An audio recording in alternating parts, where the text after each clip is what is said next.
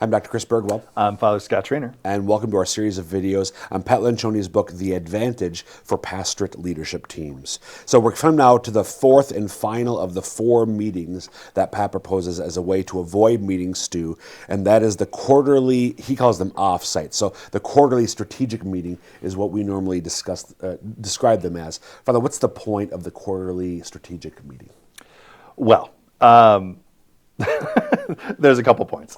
The main point is actually to determine what's most important right now. Yep. So that that thematic goal, the one thing that we want to make sure that if nothing else happens in the next 3 months or 6 months or 12 months, this thing happens because we think it'll be the most positive impact for our overall mission as a group, as an organization, as a pastorate. To identify what that is. And how do we identify that? Like, people bring their ideas, because we have trusting relationships, we enter into ideological conflict about it, healthy ideological conflict, and we come out of that meeting with a commitment. Yep, this is the most important thing, and we've broken it down into its defining objectives. That is, if there's one thing that's happening in the quarterly strategic meeting, it's that. Right. Pat says on page 184, he says, the fourth type of meeting that every leadership team needs to have is often known as the offsite. The problem with these meetings is that too often they're nothing more than an expensive and extended version of the unproductive staff meeting. So the purpose of them, like each of the others, should be unique and focused. In this case, that focus is all about stepping back from the business to get a fresh perspective, which is why it's best done away from the office. So other things that can happen at the quarterly strategic is like reviewing, as we said earlier, your core values or your strategic anchors, or just conversations around trust, building trust on the team. How is it going for us as a leadership team? I think so.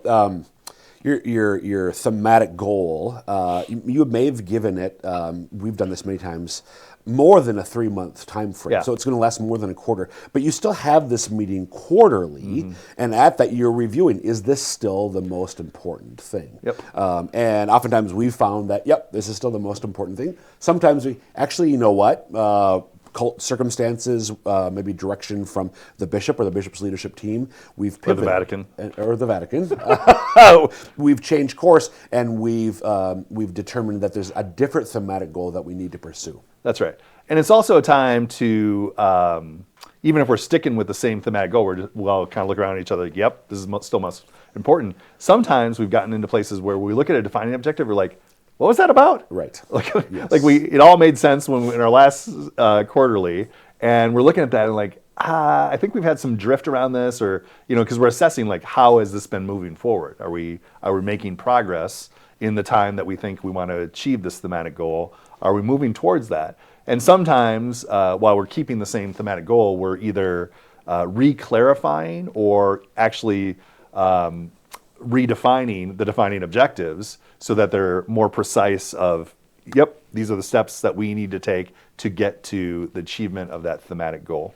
And I think related to something we said with the weekly meeting, because this is quarterly and it's a bit of because in a weekly you're kind of down in the weeds. It's tactical. This is strategic. So this addresses the importance of taking that longer view, because the weekly meeting is again tactical in nature. Yeah. So I want to make this connection to Set Ablaze. So you all are being formed as a leadership team as an outgrowth of Set Ablaze. You are given from your pastoral planning committee in each of these key pillars of discipleship and evangelization, worship, service, community, and if you have schools.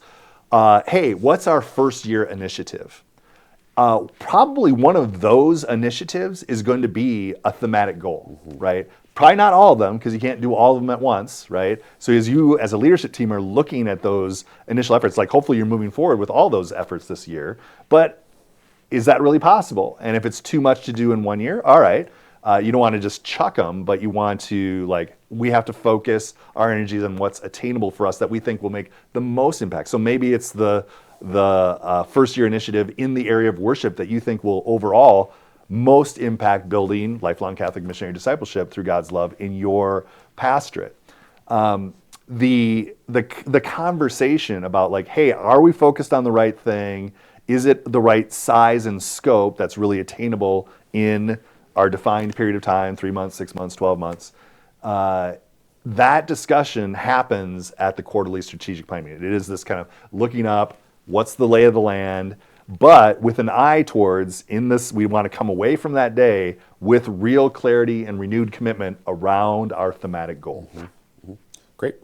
Anything else, Father, with the quarterly strategic? I think that's great. Just want to encourage people as we wrap up. As we're wrapping up, there's a lot in this series. There's a lot in this book. It just makes sense when you start doing it, and you just try to like employ that meeting structure, be cognizant of those behaviors of a healthy team, and thinking about in your quarterly strategic meetings, how can we build trust? How are we doing in ideological conflict? Are we clear on our commitments? Look at these behaviors. It really does all work together. These pieces fit together. They've been time tested in all sorts of different organizations. They're very applicable to your life and reality as a pastorate leadership team.